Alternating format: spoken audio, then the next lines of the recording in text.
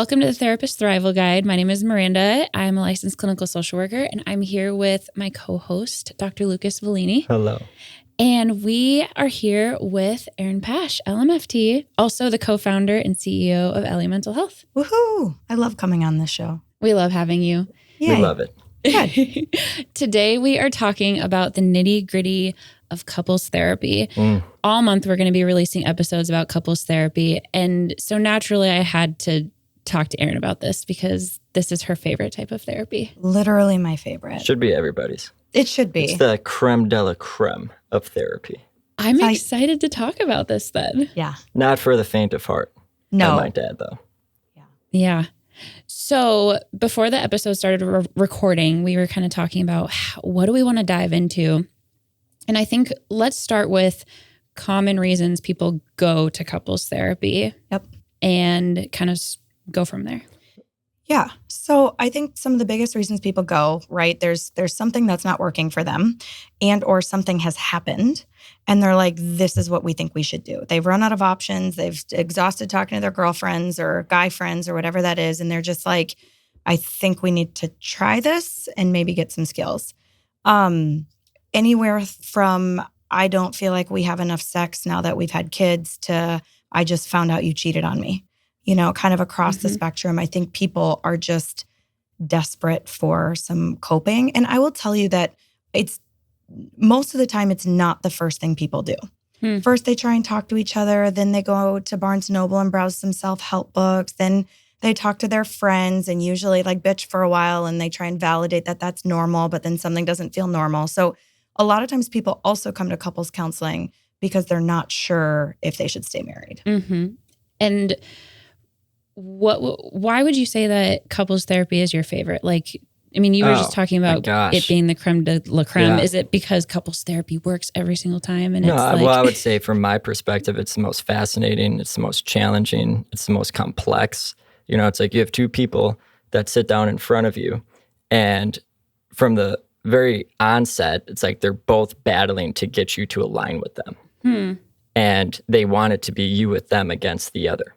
Because that's how couples that are in need of therapy manage their conflict is through triangulation, bringing in a third party to tell them that they're right and their partner's bad. I think you just nailed the reason why I don't do couples therapy. Because that, I mean, like that is scary to me. Like how do you navigate not constantly being triangulated with these people? And that's the goal. That's like step one is you need to join with the relationship, not just either one of the individuals, but you get there by kind of simultaneously joining with each individual. And so it's like you start with one. Generally, I'll sense out which one's more resistant to being there. And I'll engage with them. I'll get them going about all of, their despair in the relationship. I'm validating, but not affirming, which is different. It's like I'm acknowledging that it's difficult for them. I'm not saying that you're right, that that's all bad. And as I'm doing that with the one partner, paying attention to the body language of the other partner, because as I'm pulling this one in closer, I'm pushing this one further away. And so I need to recognize when I've pushed the other one to the point where they're about to just break off. And, in their mind, they're like, gosh, here we go. They're aligning with them. Like, they don't know what they're doing. I don't want to be here anymore. The partner I'm connecting with is like, this is great. I'm glad I came. And then you shift. And then you start connecting with the other partner, and so that you start to pull them back in. But as you're pulling them back in, you're pushing the other one further away again. But they're not going to go as far as their partner just was because they already have some sense of a connection with you. And you kind of just manage that dynamic for as long as you have to until they realize that, okay, maybe this person really can just be here for the both of us. And that's how they open up. That's how they stay engaged. And ultimately, what that also does too is it starts to give them an experience of how much better it feels to just have their partner, be granted some space to talk about what they need to talk about, to validate it, and that's okay. That can get us somewhere. How does it change the dynamic when both partners are really motivated to stay in the partnership versus like if one of them is like trying to save the marriage or the relationship and the other one is? Yeah, I would say like my favorite couples to work with are couples where they're both motivated. Yeah, that makes sense. The marriage better because you can do so much interesting stuff with them. You can go in a lot of different directions. When one partner is kind of on the fence, it's like they're there. Mm-hmm. And that's all I would say I need to work with is them being in the room. And then sometimes it's people go to couples therapy when what they're really looking for is discernment counseling, which is more of your forte. So what's discernment counseling? Discernment counseling is this idea of two people who are going to try and decide if they're going to stay together or get divorced. Do they go into couples therapy knowing that that's kind of what they're trying to figure out, or sometimes? So going back to your comment of like motivated people, almost always in just when it becomes discernment counseling, there's one person who knows they are ready to leave the relationship and one person who's desperately trying to cling on to it. Mm-hmm. And so discernment counseling to me is like there's two phases of it. The first one is, are we going to get divorced? Can we get divorced? Mm-hmm. And then the second phase is how? Mm-hmm. How are we going to get through this? And how are we going to navigate some of the very real logistics associated with getting divorced and kids and finances and life and the emotional aspects of all of that? While also making sure people are processing through pretty inflammatory feelings in real time versus bottling them up. And then you get, show up in the courtroom and all your feelings come out by trying to literally break down the other person who you had so many years together with. And judges love that. Yeah, they don't. That'll always go in your favor. That'll never go in your favor. So, and, in answer to your question that you asked Lucas about why, as a therapist, it's fun to do couples therapy for me, I love I love feeling like there's not a right outcome. I love feeling like, when you do individual therapy, it feels like the goal is to get people to their goals of feeling better, reducing symptoms, focusing on the parts of their life that are not bringing them satisfaction and increasing satisfaction.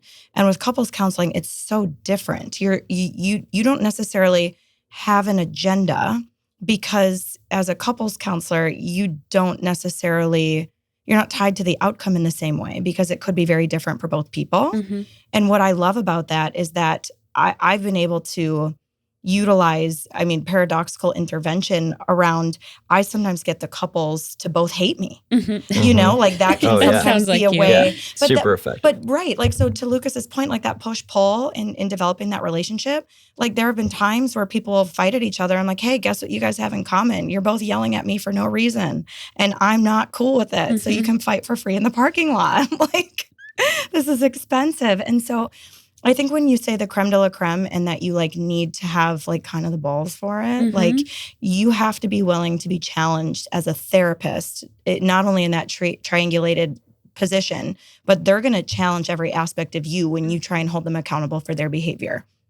In a very different way than individual therapy is, which is maybe a little bit more vulnerable. Mm-hmm. In couples counseling, people are still there's 3 people in the room.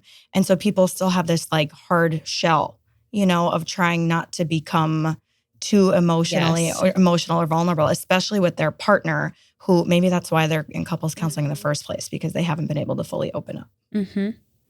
So you talked about kind of different reasons why people might come into couples therapy. Do you think that couples therapy is typically, does it actually work for a lot of those issues? I think 2 people who come in who want to stay married will stay married with a good couples therapist, at least for a period of time. The elephant in the room, besides the obvious ones here, is infidelity. Mm. I think that's something that most therapists are nervous to talk with people about. And they're like, there's a lot of transference. I could never do that. I could never come back from that.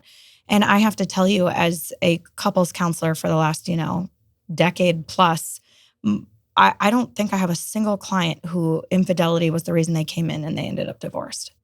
And so I think there's just a lot of opportunity for self-growth, promotion. So many people go into marriage, recognizing it's so easy to love the other person.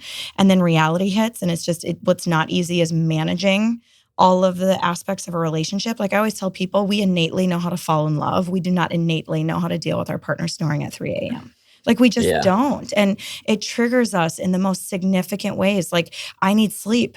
And if that were a thing, but I also need companionship. Like I can't even imagine, but I've worked with couples who literally sleep in separate beds and they're happily married, you know? And so they do that for the marriage. They do, exactly. And I think it really depends on what people are willing to sacrifice. I always say you should start with like the foundation of the person you should marry. It should involve love, and you should be able to tolerate the things you can't stand. And that's probably the best starting point versus being in love and loving so much about the other person, because those things will fade.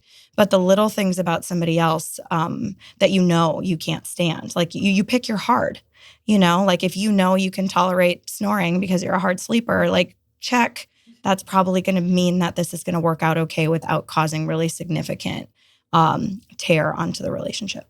The Gottmans call that perpetual irreconcilable differences. Yeah. And I love that concept because that's so true. It's like there are going to be things about your partner that will annoy you for the rest of your life. Yep. So you will become a bit desensitized to it. You can grow more tolerant of it, but it's like some of these things are so concretized into our personality that's like Did we make that up? Did we just make up that word? Concretized? Yeah. Whitaker made it up. Okay, great. Love that. I was just saying, I feel like I've heard Lucas say that word before. Concretized. So on the same vein, I had a friend of mine who's been married for 25 years text me the other day, and she goes, "Did I ever tell you that I can't stand the way my husband claps his hands?" And I was like, "Oh my God." Claps his hands. What like an she can't interesting. stand it. Now She's like, "It annoys me. It bothers me. I hate the sound it makes." And I'm like, "I'm so glad." Does he clap a lot? I mean, no, I don't think so. I don't know if she was trying to be funny, but I believe her. Like when she says, I can see that. Yeah. And I'm just like, those are the things though. Like if you can tolerate their awful clap. I feel compelled to share the context of how Whitaker made that word up.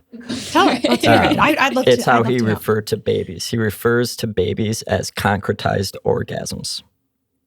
Oh, interesting. I thought you were going to go along like the line of like dead weight. Like they're just nagging and eating you all the time. No, it's like, I love my children. They're my favorite. It's this orgasm that became this real thing that's not going anywhere. Yeah. It's just here now. That is so funny. Yeah. I've heard. Yeah. Yes. Interesting. And on that note, we will be talking about sex and couples therapy at a later episode. Sex and couples therapy, bringing children into a marriage and relationship, that's a huge adjustment. But yeah, as far as the nitty gritty of couples therapy, I would also say too, so if you're really looking I want to go back to infidelity. Because what happens with infidelity is, Pash, you were saying how people are always going to come in closed. And as open as our clients become over time in therapy, we'll still never know what the things are that they're not telling us. And clients always have that autonomy to withhold.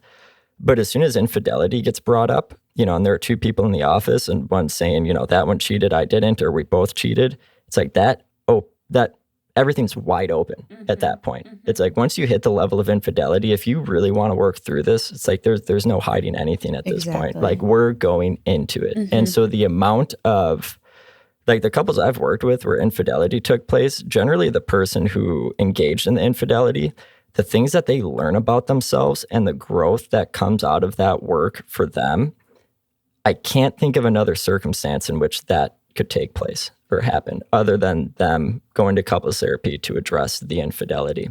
And so it can be powerful, but I also get why it's intimidating for therapists because I think few things like infidelity solicit such powerful and strong like negative emotion and pain. Yeah, there's just like there's no scenario.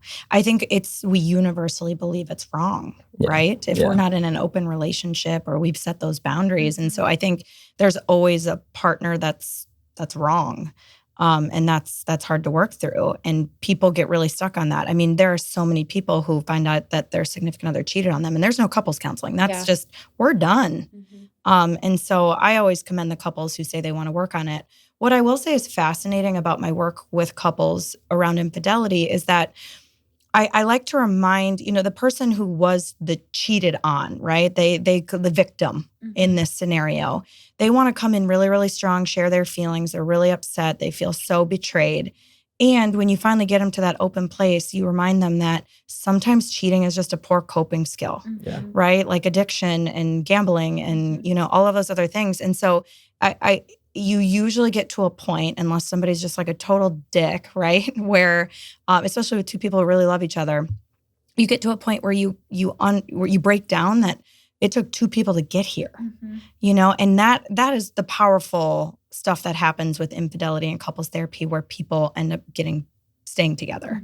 I mean, they just, it's so hard, and they go through these motions of things that they ignored or dismissed for such a long time, where their needs weren't met emotionally, physically, mentally, academically, even just time to themselves. And they just can break that down, and they work together to repair that. And that is probably, it's kind of like, I'm so, that I'm the quote jumbler. Like, I've literally said to people, 6 dozen to 1/2 dozen to your mother.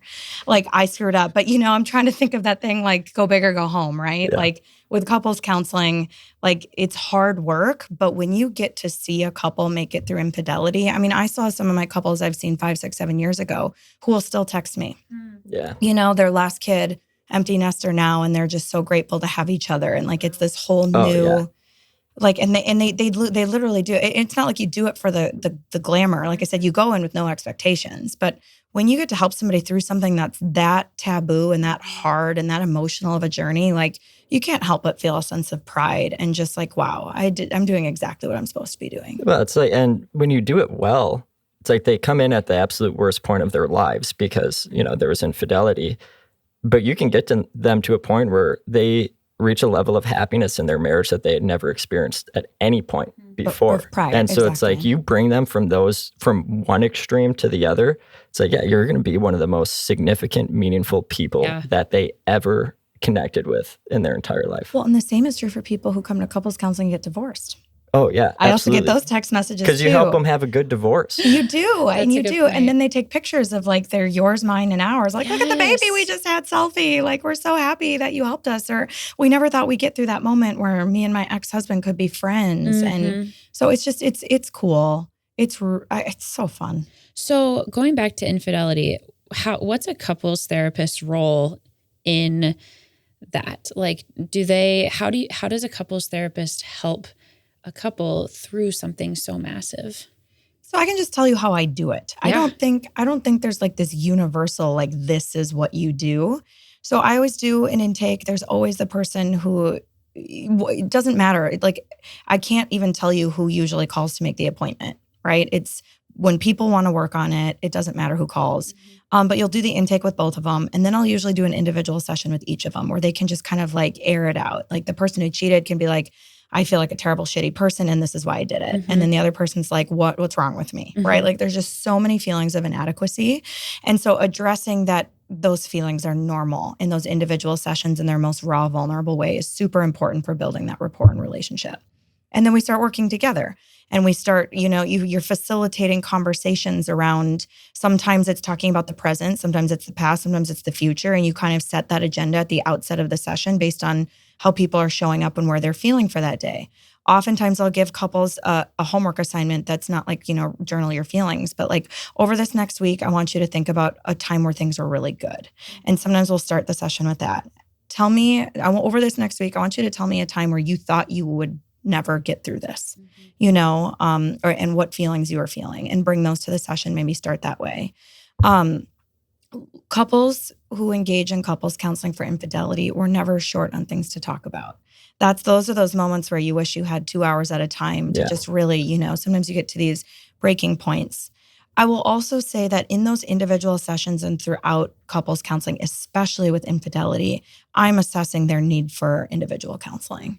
I can't tell you how important it is for a couples therapist to recognize your role, to not get too, like, you can get too deep into some personal emotional stuff or some past trigger trauma stuff in one session, but it is not your role to carry that for the couple, right? So it's really important to recognize when they need some individual support around, maybe their parent cheated on their other parent. And so they're carrying around some deep-seated stuff around, like, they want to forgive, they want to get through it, but they feel like they can't. And so that's the kind of stuff where you got to call it out for the couple to know, like, this is a big piece of how we're going to be able to get through this is your ability to engage in working on yourself and some of the stuff you can't cope with. And that's super duper powerful. Where I see couples counselors make mistakes is when they think they can be each person's individual therapist Yep. and the couple's therapist. Is it ever appropriate for like an individual therapist to bring in the other partner for like a couples session? Maybe. Mm-hmm. I mean, I think it just really depends, right? Like what's the situation? How engaged is what's the coordination of care look like? What are the independent reasons for why somebody needs to be seeing an individual therapist, and what are those goals?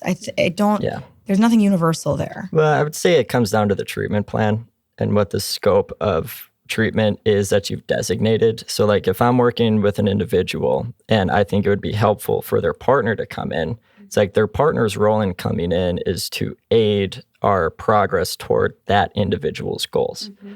At the same time, if I'm working with a couple, I will frequently have individual sessions within the context of couples therapy, but it doesn't become individual therapy. Mm-hmm. It's spending time with this individual in an effort to work toward this relational goal and treatment plan. And so it can get fuzzy. So like what is, I would say, unethical is if you're working with a couple and you have a couple treatment plan and then you're doing individual therapy with them where they each have their own individual mm-hmm. treatment plans and therapy, goals and aims. That's a dual relationship. Mm-hmm. And it gets messy and convoluted, and that's something to avoid. And so it's all a matter of like being clear about what the scope of treatment is, who's the identified client, what are the treatment goals, and making sure that confidentiality is clear. This is maybe just like a into the weeds question, but when you're doing couples therapy, is there an identified client that you're like billing their insurance, or are you billing it as couples therapy as a unit? That's tricky. So first of all, one thing to remind people listening is that you need to get releases of information from both parties for each other. Even when you're in couples therapy. Even when you're in couples therapy. And if one person asks for records, they get records for the entire thing. So like piggybacking on what Lucas said, if you are doing individual therapy and individual treatment plans, but the identified client that you're working with as the couple, those individual things belong to the couple, which means if they're subpoenaed or records or people want access to them, you're agreeing to give them all of that stuff, which is why it's a slippery slope. Like I do individual sessions with them too, as it relates to the couple's treatment plan, right? But you cannot be their individual therapist because you're going to have stuff in that record that is not shareable. Yeah. And you have to be very careful about how you're doing your notes to make sure that you're accurately capturing it without over disclosing things that maybe aren't supposed to be shared. Or that are more sensitive. So I can't generalize for everyone in every state and every insurance company, but there's a couple of options. Couples therapy is not its own independent, unique code.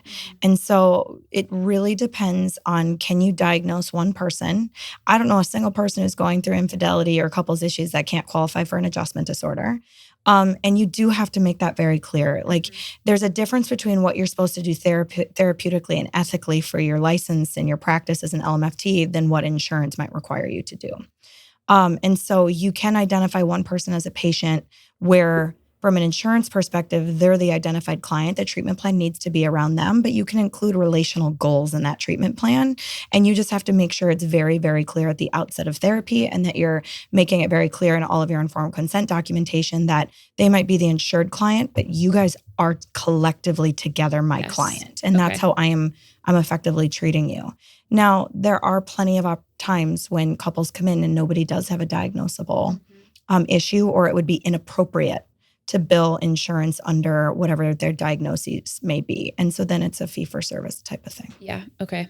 That makes sense. Okay. So you were walking through what you typically do with couples therapy. You talked about the assessment. What sort of assessment would you do for couples therapy? Is it like, do you make them do the prepare and genogram? Oh, sure. Usually, yeah. I usually do a genogram, and just like your kind of regular DA, but you shift it towards like their relationship. So instead of asking all these questions about what happened to you when you were a kid, you say, tell me when you fell in love. Tell me when you met. Tell me when this, so you're really going through the nitty gritty of their relationship and history and pattern. And genograms, like I used to do marathon couples therapy, because what you were saying earlier, couples therapy should be minimum 75 minutes, ideally 90 minutes. You're just so much more effective. There's two people there are two stories. It's like you need to have them settle in the beginning, and then you build momentum, and then you need to like to really go deep and access someone's like the depth of their emotion, and then have time to kind of tidy things up. You can't do that in 52 minutes. You can't do it effectively. 53. At least 53.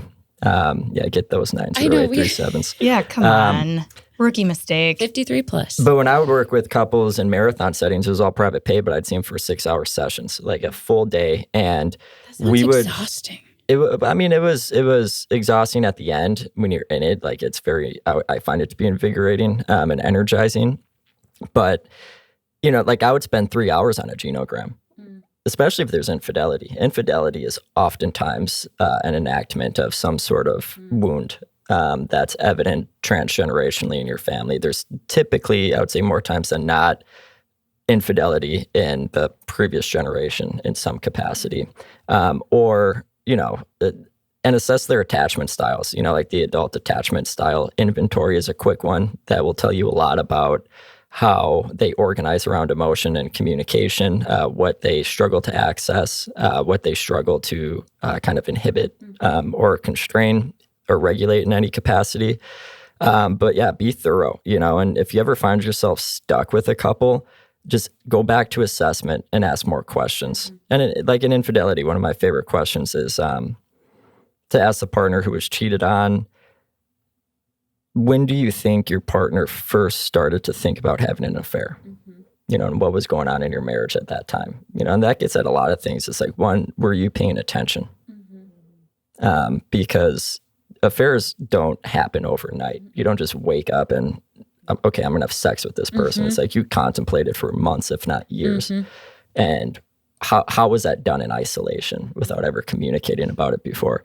And if you're in a marriage that you give a damn about, and if you find yourself confronted with internal desires to contemplate having an affair, it's like, that's a fire alarm. It's like, communicate about that. That's a good time to go to couples therapy to figure out what's going on there. Because yeah, it's like you have needs in this marriage that aren't being met. And so let's figure out what we can do about that. I think that's a really good point to bring up about couples in general. And that is that we avoid the taboo conversations that might be around things like, I'm thinking about cheating on you. The first person you should tell that to is your partner. Yeah. Or I'm thinking about divorce. Like so many couples that I know, especially because like I always say, you don't get married to get divorced, but it does happen, obviously. And it's tricky because so many people just won't put it on the table. Like there's this expectation that, hey, now we're married, so we can never get divorced, right? Because that's the vows we made and our word is valued and blah, blah, blah. Well, okay. How many times does our word change in a frickin' day in a marriage where we say we're going to do something and then do something else, right? And so I've always said, like, it cannot be a 4-letter word that hides under the rug. Like, talk about divorce. Like, every year, sit down and talk with your partner about, like, okay, are we going to stay committed to this thing? What are the things we're going to do? Where are the grievances we have? What's bothering us or building up? Like, take the time to work through and recognize that divorce is always an option. It is never not an option. And people who think always an option. And people who think it would never happen to me or never happen to us are literally just living in la la land. And you're setting yourself up for it. You are. You know, are. It's like you need to be honest about. It's like check in with your spouse and say, "Hey, these are all the reasons why I don't want to divorce you." Right. You know, it's like check in on that and know that. It's like you could leave me and I could leave you at any point. Like this marriage could fail at any point. Let's take that seriously and be honest about it. Well, and also like being able to admit that or talk about that, I think adds so much value in saying like, I'm choosing you every single day. Like I could wake up tomorrow morning. I'm choosing you.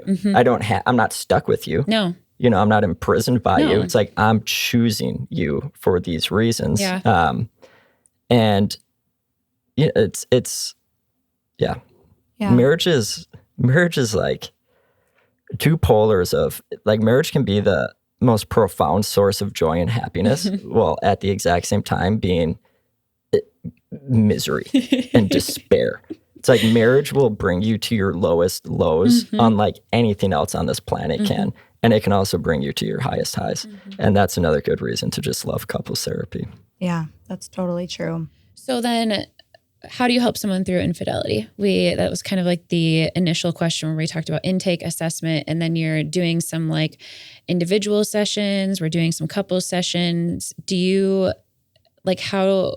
you do in sessions to kind of help people communicate or build those communication skills, or kind of talk about what happened? Yeah. So like I said, you kind of get a sense or a direction based on some of that homework. Like where are we going today, or what do we feel like is the thing we need to explore? And there's a part of it that's also just natural. Like you can tell in your gut what needs to get uncovered, or when you can tell people are withholding information. The root of this is emotions, right? It's like that EFT kind of model, and looking at where did things fall apart for you on an emotional level, or where were emotions not being met, right? Or on peeling back layers of expectations and telling people, for example, let's go back to infidelity in general. People, after they have kids, right, the most likely time to get divorced is between 5 and 7 years after marriage. And that's because you have little kids, life gets crazy, super busy, bodies change, people change, confidence change, careers change. Like oftentimes just the dynamics that once existed are completely different, right? And so one of the big things is sex. And I know we're going to have a conversation on sex, but people will come in and they'll be like, well, we never have sex anymore.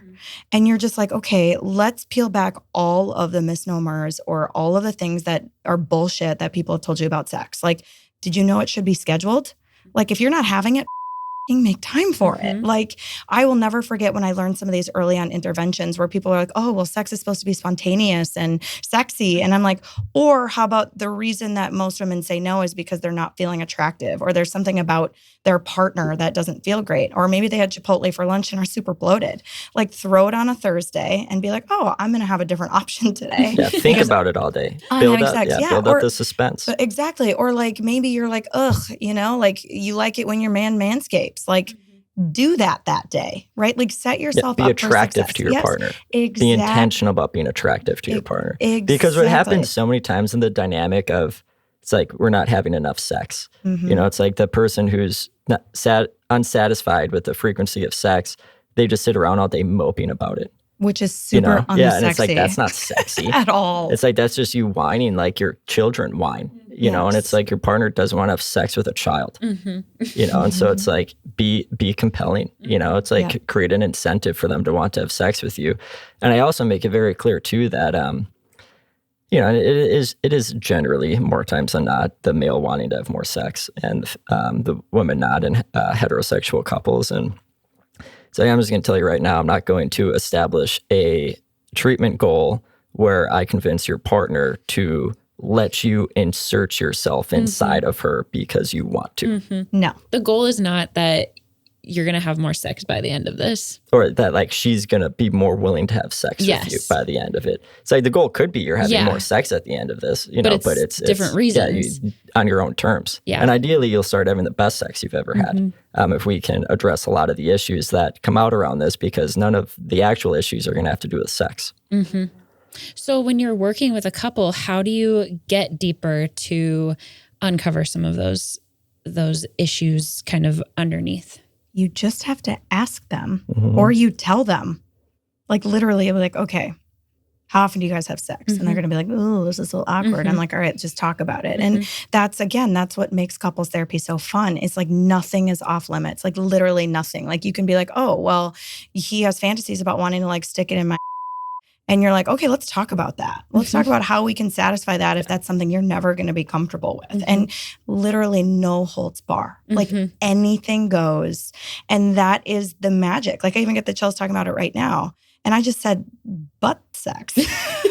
Butts. Like we're talking about butts. We're talking about butts, but the reality is that couples live in this scope and vein of what they think they're supposed to be. And they never quite get to that level of vulnerability. Or it's like people will fart in front of each other, but won't talk about their most like desirable intimacies that they love about the other person. And it's like, when did that happen? When did we say it was okay to talk about this human experience, but not this one? And that is the fun. Like you literally get to undo everything they may have known. So the answer that you keep trying to get out of us is that there is no answer of how exactly we do it. But truly it's assessing where are the expectations coming from in this couple's relationship, and just throwing them in the trash and saying, well, maybe what worked for your parents or what works for your friends isn't what works for you. And let's call that out and make it okay. So it's the same as regular therapy in that, like, we're validating an individual experience. It just happens to be not a personal unicellular experience. It's a couple. It's a combined experience. And that is the magic. Like, people think weird stuff, and they are everybody does. Everybody does. Or people are so afraid to be that vulnerable, even with their spouse. Yeah. And you're just like, man, you have to have that person, or if it's going to impact your relationship, you have to have that. I will also recant a little bit and say that you also don't have to share everything with your spouse. There's also that expectation, which is boils over. It's not possible to share everything with your spouse. No, or like if you have a dream about like how Fabio, your ex-boyfriend, like swept you off your feet and you had wild, crazy sex on a magical island worked somewhere. With a client who dated Fabio. Yes, I did. Yes, so I'm self-disclosing. Whatever. Just kidding, of course. You don't need to tell your spouse that that's the dream you had. Like, everybody thinks you have to. How about instead, like, use that eroticism that you wake up with of like, dang, I'm feeling hot, and turn it onto the person next to you. Yeah. Versus feel like you have to share, oh my God, I just had a sex dream about somebody who wasn't you. It breaks down people's ego and comfort and security. And let's just talk about bodies too. Like, most people get married in their 20s, some 30s, but pre-baby, pre-stress, pre-cortisol levels increasing, metabolism shutting down. Like, we have to find healthy ways to just talk about our bodies changing and people being okay with that, and like exploring that, the discomfort, like the comfort in the discomfort of all of that stuff too. And so that is couples counseling to me. It is learning their story and helping untangle all of these mistruths that they have believed because of previous generations or movies, or I can't even tell you how many times people will state like some stupid movie about how sex should be. And I'm like, oh my God, do you know that those people aren't even having sex in that movie? Like, not really. And they don't even love each other. Like, that is literally for the camera. Like, sex is. Yeah, sure. So it's like, so if you want to have that experience, it's like, write a script. Yes. Schedule it. Plan it out. This is your role. This is their role. It's like, if you're both on board with it, you can go reenact that sex, but actually have sex. Yeah. You want to be the dirty dancing scene? Like, do the dirty dancing scene. Do the dirty dancing scene. Get into shape, Go Patrick Swayze. Yeah, look like Patrick Swayze, at least slightly. The time of my life. I love Beautiful. that. Yes. But you're also talking about just shattering norms, of what is okay and what's not okay to talk about. And when we do that just totally disinhibitedly, without hesitation and casually, it's like it gives them permission to start going into those territories. So it's like, this guy wants to have more sex. That is what's driving, his partner's disinterest in sex. So it's like, obviously this guy has a high sex drive. And so like one of the first things I'll ask him, I was like, so what do you do with that sex drive? Do you masturbate? Do you think about having affairs? It's like, how does that get worked out? And oftentimes this, which is something that surprised me, like a pretty common dynamic in that marital issue is the one partner giving the other partner, permission to watch porn and masturbate because it at least gets them off their back. They feel less guilty about not meeting their sexual need. But then the, frequent masturbation to pornography just becomes another deterrent to them wanting to have sex. It's another, it's a mutual maladaptive coping skill for not having sex. And I would also say, like, I've done so much couples counseling with same-sex couples too. The patterns aren't different. It is still two people who are trying to figure out. There are still oftentimes two people. One wants to have sex more than the other. We carry different sorts of roles and obligations in our relationships, regardless of if it's a man and a man or a woman and a woman or a man and a woman or whoever, right? And so I think all of this stuff is fairly applicable across the spectrum. It really just is untangling what people have perceived is how it should be. It's getting rid of the shouldas. Which is all bullshit.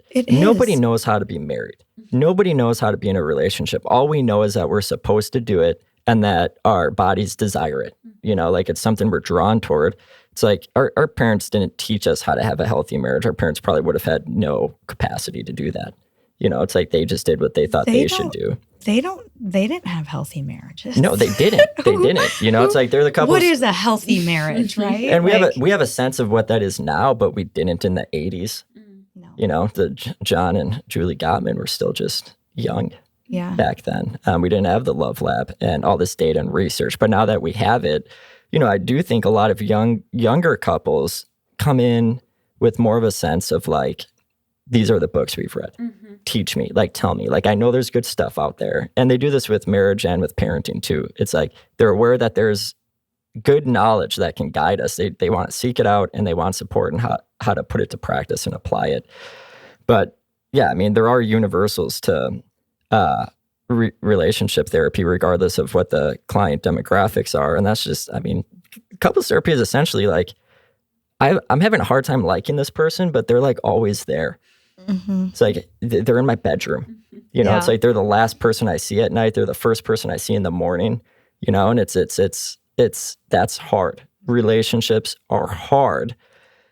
And maybe this is beyond the scope of this topic, but I'm also of the belief that if you're in the right relationship and doing things right, it shouldn't be nearly as hard as people make it out to be. Like, they don't need to be hard. Well, it's love and logistics, right? I often say one of those things is usually easy. One of them is really easy and one of them is needs a little bit more attention, right? And so you're really, really lucky if you find love and logistics that work, right? And they're just easy. So I think the majority of people find at least one aspect of their relationship easy. I also think too, you said young couples will read books and do all this stuff. Sometimes, like, you can read as much as you want and it cannot replace the lived experience. You cannot over-prepare to be somebody's significant other, to be their spouse. You are just going to have to experience it the same way you have to experience so many things in your life, like rejection and failure and like just these huge like stumbling opportunities. You cannot prevent your marriage having a problem, and it is inevitable. There will be problems in your relationship. And so I can commend, all the Prepare and Rich. There's a lot of religious programs out there that try and walk people through some of these case like examples. Premarital stuff. Yeah. And there's almost none of that in my experience that adequately prepares you for when your marriage throws you a curveball. Or, if your kid is born with issues. Or like there's just... And I think some of the healthiest premarital stuff I've done with couples has been around like, just find a way to cope when you can't cope. Like, and find a way to like take space when you're going to lash out at your significant other. And find a way to accept, it's a little serenity prayer of me, but like the things that are inevitable that you cannot change.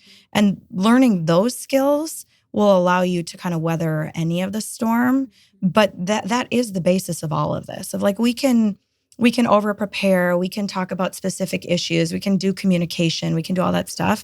And at the end of the day, I think you just have to be able to be in an okay place on your own, in like your own sense of self, to say, this is something I can and can't tolerate. I was talking to you beforehand, like there are people in my life where they see me. I was married for 10, almost 11 years, and I'm divorced, and I have a new significant other. And the hardship that I've been through, there are people who say, I could never do that. And they know that about themselves. Like, they know they could never do that. And maybe they work a little harder at their marriage than I did. I don't know, because they know what they know about themselves. And so people get to pick their heart. But that is our role, whether it's premarital, individual, couples counselor, discernment counselor, is, you have to be adequately prepared that you are going to feel extremely unprepared, and that's okay. And when it comes to premarital counseling and what you're saying, as far as people who have an appetite and desire to really want to be a good spouse and they want to have a healthy marriage, the only thing that I would be interested in and focused on in that context is each of you need to figure out and resolve your unfinished business with your parents. And that's it. Like, if you want to prepare for the healthiest adult relationship you can have, it's like, figure out all the things you've internalized and buried from your family of origin, address them, heal, resolve them, because whatever you're holding in there, which is a lot, it's going to spill out onto your partner, and like, that's inevitable. And also what happens in that process is when you kind of just work with the couple in from the perspective of I'm helping each of you simultaneously work through all of your crap from your family of origin, it's like they're getting to know each other at a level that they never knew before. But it's something that can bring them closer together. It cultivates compassion and understanding and empathy, and they just have a much more complete depiction of who their partner really is. That's a really good topic for a whole Thrival, is couples in families, in your family of origin. Because I would say probably second to, infidelity or big, like glaringly obvious issues, the more subtle one is difficulty with each other's family and how much stress that puts on the couple relationship. In-laws. I think we're actually going to do an episode. So later this year, we're talking about doing like a whole family dynamics kind of series. And let's bring in our parents. Bring in our parents? Yeah. You would love it if my dad came in. Oh, that's the only reason I asked. Just want to hang out with your dad. Exactly. We should totally bring in my parents. I love your parents. Yeah, they've been married for 40 some years. That's a great idea. I love it. And they definitely don't always do it right, but they're the best. But they don't do right out loud. At least I've overheard. Right. Yes, exactly. They know when they don't do it right and they acknowledge it. They do. That's what I'm saying. Like, they're just like, I am, when my dad's in a crabby mood, my mom just is like, you know what, we're going to let him go do whatever he wants. That's how we've coped. And it's just like, it's really kind of awesome. And as a therapist, I probably look back on my parents and like some of that stuff that's bled into my relationships and all that. And I have just like mad respect for my parents. Like, tons of stuff wrong. And like, they figured it out. They figured out how to figure out the stuff that they can't figure out. That's figuring out marriage. That makes sense. Yeah. And they've set up a family dynamic where all of their children are so close. Like, they've still sustained a close-knit family, which is hard, because when I do work with families and extend my work beyond couples, it's almost always with adult siblings. It's not like family therapy with kids, but it's like that's I guess more or less your 30s are going to be rough, in your marriage, in your relationships, in your family dynamics. So yeah, just go to therapy. You don't need to go through all of that on your own. This was such a good episode. This is great. Yeah, it's fun to talk about. Why is it so hot in here? The lights. It always gets warm in here. Next time I come back, we're gonna get a little fan. That might be difficult on the audio quality. Oh, shoot. Well, I just also get really excited when I talk about couples therapy. So that could be my bad. That could be my fault. No, it's hot in here. No. Well, any other last thoughts or tips or things that you two would want to share for anyone that's venturing into the field of couples therapy? Do it. We need more people who want to do it. And there's so much more about how to manage a couple in session than you think you do. And you'll get better with every couple and just be super curious. And it is such rewarding work. It's awesome. I love it. Just read one EFT book. That's enough to get you started. Yeah, I don't like to read books as much as Lucas does. But like, trust your gut and maybe do some like Zen stuff and like you'll find your way through a couple lot of questions. No, that's perfect. Awesome. Well, thank you so much for joining us, Erin. Yeah, thanks, Pash. Yeah. We'll be back. Sounds good.